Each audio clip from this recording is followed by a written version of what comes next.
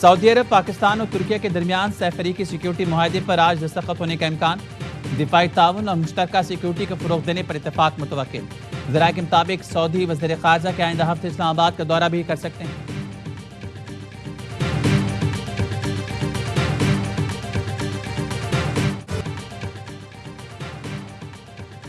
وزیر اعظم شہباز شریف 2 روزہ سرکاری دورے پر سعودی عرب پہنچ گئے۔ جدہ میں مکہ ریجن کے نائب گورنر شہزادہ سعود بن مشال بن عبدالعزیز نے وزیر اعظم کا استقبال کیا۔ سعودی وزیر ماحولیات اور پانی انجینئر عبدالرحمن الفضلی بھی موجود تھے۔ وزیر اعظم کی سعودی ولی عہد محمد بن سلمان سے ملاقات ہوگی۔ ولی عہد کی دعوت پر وزیر اعظم اور فیلڈ مارشل وفد کے ہمراہ سعودی عرب کا دورہ کر رہی ہیں۔ نائب وزیر اعظم ساکھدار پہلے ہی وہاں موجود ہیں۔ ترجمان دفتر خارجہ کہنے ہیں خلیج میں کشیدہ صورتحال کے تناظر میں دورہ غیر معمولی اہمیت کا حامل ہے۔ دورہ پاک سعودیہ اسٹریٹجک تعاون مضبوط بنانے میں اہم کردار ادا کرے گا۔ ایران امریکہ معاہدے پر پاکستان کا کردار اہم ہے۔ ہم خلیج میں جاری تناؤ کو کم کرنے کے لیے مثبت کردار ادا کر رہے ہیں۔ ہمارا امریکہ کے ساتھ اچھا اور اطمینان بخش انٹیلیجنس تعاون ہے۔ امید ہے ایران امریکہ مذاکرات آج خوشخبری کے ساتھ مکمل ہوں گے۔ ترک وزیر خارجہ کہنے ہیں اپنے ہم سے متعلق معاملات میں کچھ پیچیدگیاں موجود ہیں۔ عمان نئے بحری راستے کے طریقہ کار اور نقشے سے متعلق کردار ادا کر رہا ہے۔ 60 روز کی عبوری مدت میں پیش رفت ہوئی تو فریقین میں مستقل معاہدہ طے پا سکتا ہے۔ العربیہ نیوز نے بتایا ایران اور عمان میں 60 روزہ فریم ورک پر اتفاق ہو گیا۔ معاہدے کا اعلان آئندہ چند روز میں متوقع ہے۔ حتمی منظوری ایران کی سپریم نیشنل سیکیورٹی کونسل دے گی۔ معاہدے کے تحت آبِ ہرمز میں جہاز رانی بحال کی جائے گی۔ امریکہ ایران مذاکرات ثالثوں کے ذریعے حتمی مراحل میں ہیں۔ عباس عراقچی کا بھی جلد اسلام آباد دورے کا امکان ہے۔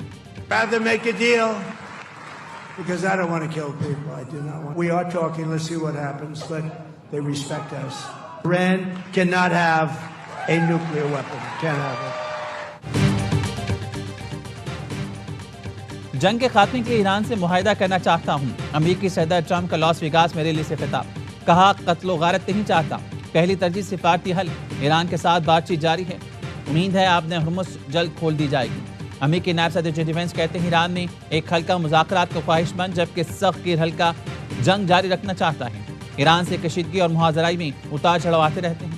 یقین ہے سب کچھ امریکی عوام کے حق میں ہوگا۔ کراچی کے نوجوان تاجر کی موت کیسے ہوئی، تحقیقات کے لیے میر رضا علی کی قبر کشائی آج ہوگی۔ پوسٹ مارٹم دوبارہ کیا جائے گا۔ میر رضا کی قبر کشائی کے لیے بنائے گئے میڈیکل بورڈ میں تبدیلی۔ میڈیکل بورڈ اب 8 کے بجائے 5 اراکین پر مشتمل ہوگا۔ ڈا یونیورسٹی کے فورنزک ہیڈ پروفیسر ڈاکٹر ذکی الدین، لیاقت یونیورسٹی جامشورو کے ڈاکٹر قاضی اکبر بورڈ کا حصہ ہوں گے۔ ڈاکٹر عبد الحسین چانگ بطور پیتھولوجسٹ بورڈ میں شامل۔ Police surgeon Hyderabad doctor Waseem بھی بورڈ کا حصہ ہیں۔ Police surgeon doctor Sumaiya board کی کنوینئر ہوں گی۔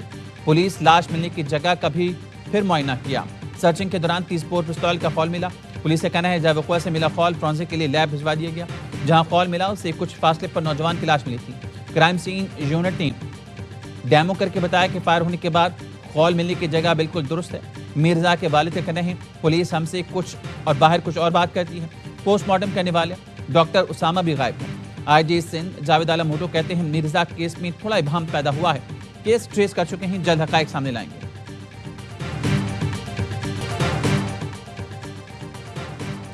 پیٹرولی مصنوعات کی قیمتوں میں کمی، پیٹرول 3 روپے 19 پیسے فی لیٹر سستا۔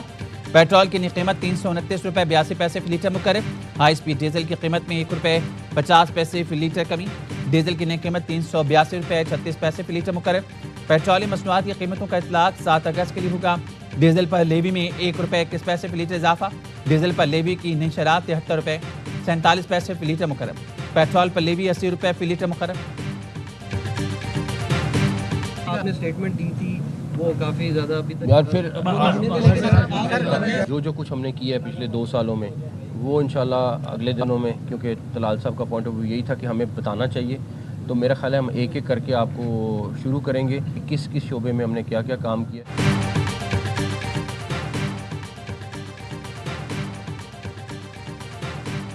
محسن نقوی کا صاحب کا بیان پر رد عمل دینے سے گریز، صحافی کے سوال پر ناگواری کا اظہار کیا۔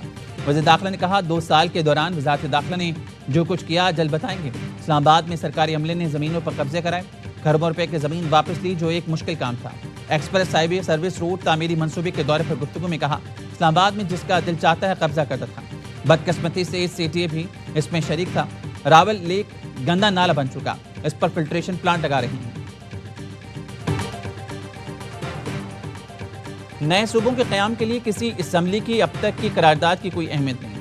پارلیمانی ذرائع کا کہنا ہے نئے صوبوں کے لیے آئین کے 5 آرٹیکلز میں ترمیم کرنا ہوگی۔ صوبوں کی تعداد سینٹ، قومی اور صوبائی اسمبلیوں کی نشستوں میں رد و بدل کرنا ہوگا۔ نئے صوبوں کے بعد خواتین اور اقلیتوں کی نشستوں کا تعین کرنا ہوگا۔ نئے صوبوں کے لیے سینٹ، قومی اور صوبائی اسمبلیاں آئین میں ترمیم کریں گی۔ صوبائی اسمبلیوں سے پہلے سینٹ اور قومی اسمبلی سے 2/3 اکثریت سے ترمیم کرنا ہوگی۔ صوبائی اسمبلی سے منظوری کے بعد بل توثیق کے لیے صدر کو بھیجا جائے گا۔ صدر کی منظوری سے نئے صوبوں کے قیام پر کارروائی کا آغاز ہوگا۔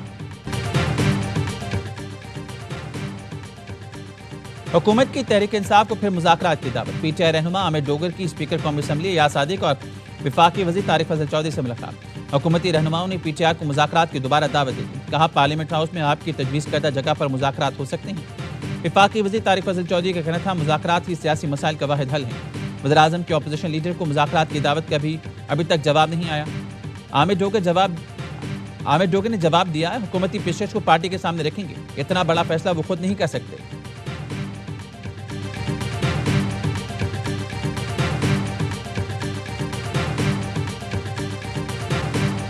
ایک رانا ثناءاللہ کی سٹیٹمنٹ اور وہ بات اسٹیبلش ہوگی 2 اگست کے رزلٹ سے کہ 10 کی 10 سیٹس پی ایم ایل این کے پاکٹ میں تھی۔ الیکشن کو رگ کرنے کی بنیاد چیف الیکشن کمشنر نے دی جو فیز وائز الیکشن، جہاں ہماری سیٹیں انہوں نے میرپور ڈویژن سے مظفر آباد میں بھی، اس میں بھی ہماری سیٹس جو جبرن میرپور آزاد کشمیر میں پیپلز پارٹی سے 4 نشستیں چھینی گئیں۔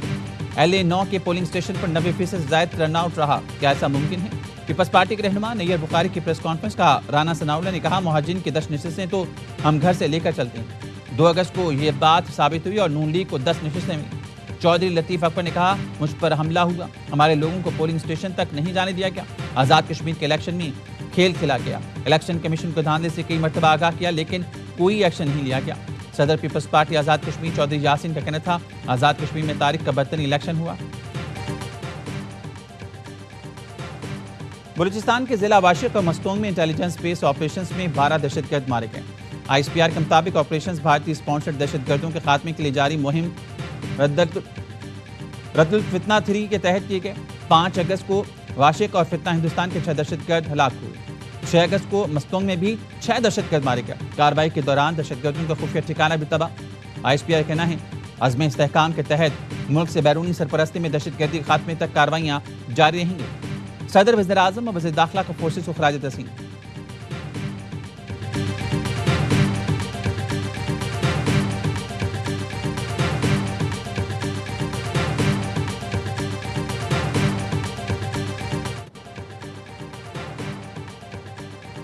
بانی پی ٹی آئی اور بشرا بی بی کی قید تنہائی سے متعلق کیس کی اسلام آباد ہائی کورٹ میں سماعت۔ بیرسٹر سلمان صفدر نے کہا سپریم کورٹ کی ہدایت پر فرینڈ آف کورٹ کے طور پر بانی سے ملاقات کے لیے گیا، ان کی بینائی متاثر تھی، انہوں نے بتایا وہ فوڈ سیکیورٹی اور واش روم سے مطمئن ہیں، صرف بینائی بچا لیں۔ بانی نے کہا ان کی قید تنہائی 22 اور بشرا بی بی کی 24 گھنٹے کی ہے، جس پر سپرنٹینڈنٹ جیل پر الزام ہے اس کی رپورٹ پر انحصار نہیں کیا جا سکتا۔ سپرنٹینڈنٹ اڈیالہ جیل نے بشرا بی بی کو قید تنہائی میں رکھنے کی تردید کر دی۔ بانی پی ٹی آئی کی اہلیہ سے امتیازی یا غیر مساوی سلوک کی بھی تردید۔ رپورٹ اسلام آباد ہائی کورٹ میں جمع کرا دی۔ بتایا قید تنہائی کا نظام اب ختم ہو چکا، اڈیالہ جیل میں کسی قیدی کو تنہائی میں نہیں رکھا گیا۔ 27 ستمبر کی ڈیٹ دی گئی، اس پر کیا کہیں گے؟ عمران خان کو انتظار کروا رہے ہیں اور کس کے لیے ہمیں تو خود بھی سمجھ آئی دیکھنا اور سب آپ سے میڈم کوئی مشاورت نہیں کی گئی تھی اس حوالے سے؟ ہم نہیں ڈسکس کرتے جی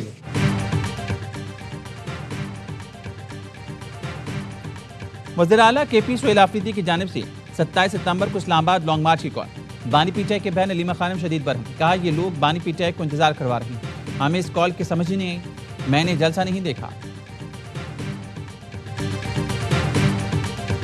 7 اگست کو 4 بجے سے ہم پورے پاکستان کے 510 مقامات پر سڑکوں کو بند کریں گے اور ایمبولینس کو رستہ دیں گے۔ اپنا احتجاج انشاءاللہ تعالی پورے پاکستانی قوم کے سامنے اور دنیا کے سامنے لے کر آئیں گے کہ انشاءاللہ حکمرانوں کو پیچھے دھکیلنے پر مجبور کریں گے۔ پورا پاکستان آج شام 4 بجے جیم کریں گے، 510 مقامات پر دھرنا دیں گے، روکنے کی کوشش نہ کرنا۔ امیر جماعت اسلامی حافظ نعیم الرحمان کا اعلان، کہا پیٹرولیم لیوی پر گھر پر دہشت گردی اور ڈکیتی ہے۔ حکمرانوں نے عوام کو کوئی ریلیف نہیں دیا، حکمران اپنی عیاشیاں ختم نہیں کرتی، عوام پر بوجھ ڈالتے ہیں۔ جماعت اسلامی خواتین ونگ کے تحت لاہور، فیصل آباد سمیت کئی شہروں میں مظاہرے کیے گئے۔ मुल्क में नए सूबे बनने चाहिए या नहीं, AIY न्यूज़ की पोलिंग कैंपेन में वोटिंग का सिलसिला जारी। टीवी पर दिए गए व्हाट्सएप नंबर्स पर 78% लोगों ने नए सूबों के हक में वोट दे दिया, 22% ने मुखालफत की। फेसबुक पर 98% लोग नए सूबे की हामी, 2% ने मुखालफत की। यूट्यूब पर 78% लोग नए सूबों की हामी, 22% ने इस तजवीज़ को रद्द कर दिया। व्हाट्सएप पर 70% लोगों ने नए सूबों के क़याम को नागुज़ीर करार दिया, 30% ने मुखालफत की। इंस्टाग्राम पर 85% लोगों ने नए सूबों के हक में वोट दिया, 14% ने मुखालफत की। सोशल मीडिया प्लेटफॉर्म एक्स पर 75% लोगों ने नए सूबों के हक में वोट दिया, 22% ने नए सूबों की मुखालफत की। पोलिंग का अमल अब भी जारी है। आप इन प्लेटफॉर्म्स पर जाकर वोट कर सकते हैं या टीवी पर दिए गए नंबर पर अपनी राय दे दें।